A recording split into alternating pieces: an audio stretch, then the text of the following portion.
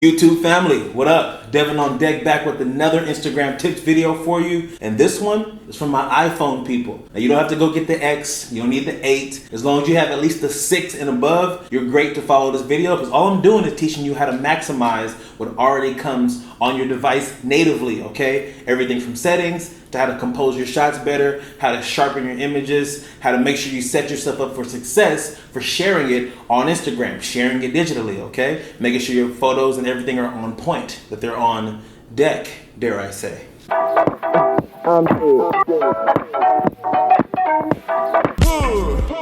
Welcome back to DevanOnTech, where I give you how-tos and creative talk. Today's video is about giving you the keys that you need to be the best iPhone video and photo taker possible. But first, if it's your first time on this channel, my name is DevanOnDeck, and here I'm all about empowering y'all to make better content and be better on social media, because I got my start on Instagram. So that is where my heart is. I make these dope videos that are inspired by anime, mixed in a little fashion, and actually half of the content I create comes from mobile. It comes from my iPhone 7. So I want to make sure that you guys are set up with all the keys, and I do this every single week, okay? So hit that subscribe button if that sounds amazing to you, because I love to share the knowledge. And if you've already subbed to my channel, press that bell icon. You get a notification every time I drop a video. Okay, so first things first, I want you to pull out your phone and go to settings.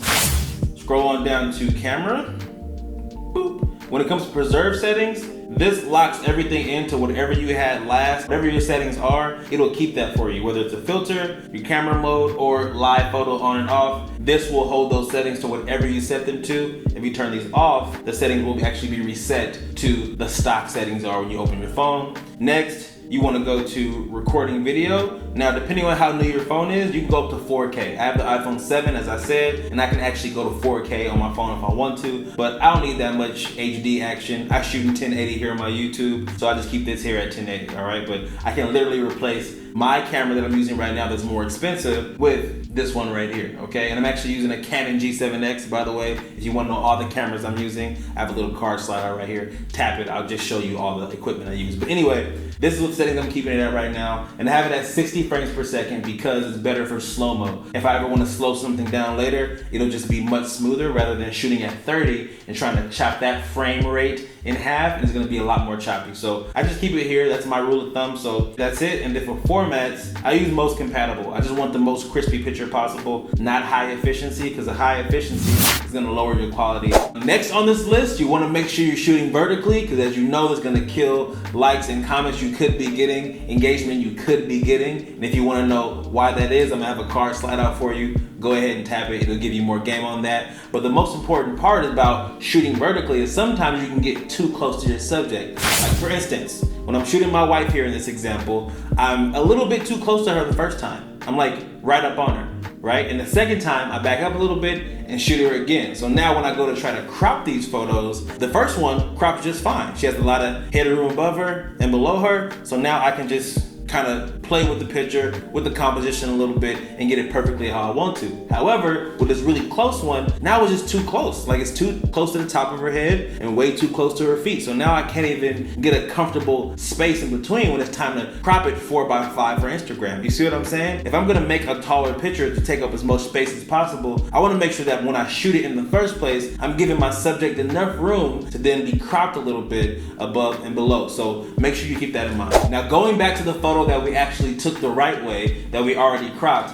let's get into a little bit of editing. And this actually gets to number 3. The native capabilities that are already built in to the camera roll edit function are actually pretty good. So you can do different types of filters. You can do warm, dynamic, different ones. There's a lot of variety there. And then you can actually get a little more granular and do things like lighting effects, exposure, shadows. You can make them darker, lighter. You can go to the colors, take the saturation down. This is basically all you need if you don't have the budget to get any fancy photo editing apps. You're good. You still can get pretty close to some nice photo perfection and a little bit of aesthetic here, but there is a big difference between what you can do with the iPhone, if I'm to be honest with you, versus an app. And some of the apps I already put you guys up on. If you haven't seen the video of my top 3 apps I use, I'm gonna have a slide out right here for you. Tap it, it'll show you how I get my photos from this to this, okay? So if you're interested in that, watch it, it's lit. Okay, so last thing. Remember when I was shooting my wife and you saw that little yellow square come up on the screen and said AF/AE lock on it? That is auto exposure and autofocus lock. And this is the way you activate it, okay?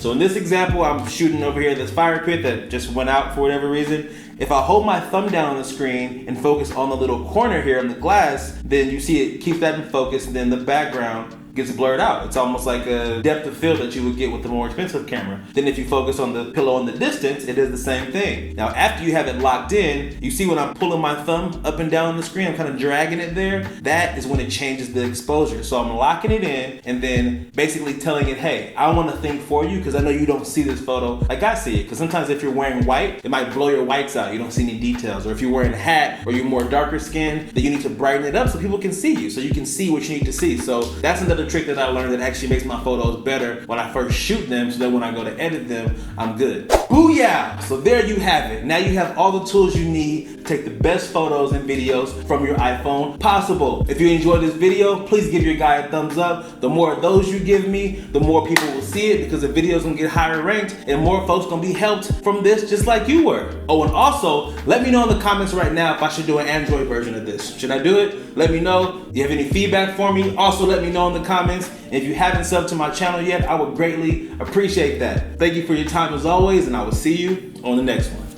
Peace.